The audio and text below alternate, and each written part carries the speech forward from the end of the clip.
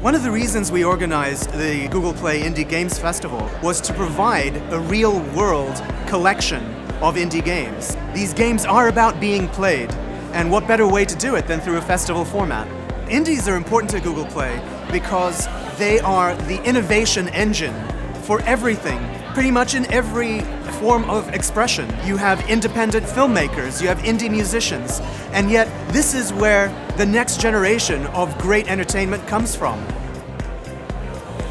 We see so many talented teams and amazing games come into the platform on a regular basis, and we are excited to show to more people those amazing gems and be successful. And again, we just want to celebrate fun and innovation and share it with as many people as possible.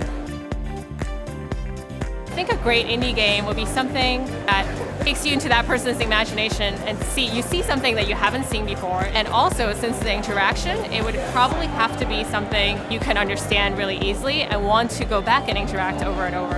A great indie game is one that really shows like a love story, like a passion project that someone has really thought through and built something that they can be proud of. There are some really, really impressive games here. I didn't know what to expect, and I didn't know a ton of the games that were going to be here, and so it was really cool to see very simple yet very intricate games all the way up to ones where you have the VR goggles on and you're racing hovercrafts.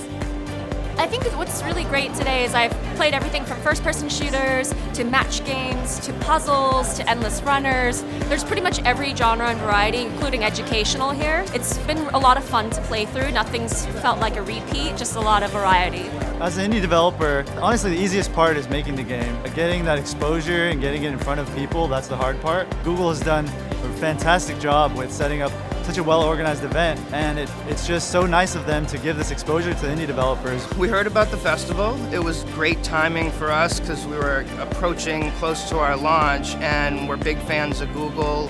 Android, the game runs great on Android. We're going to be getting it to Tango as well, and it just seemed a great place to showcase this kind of a game because it seemed like Google was looking for new, original, innovative ideas, and we like to think that's what we are.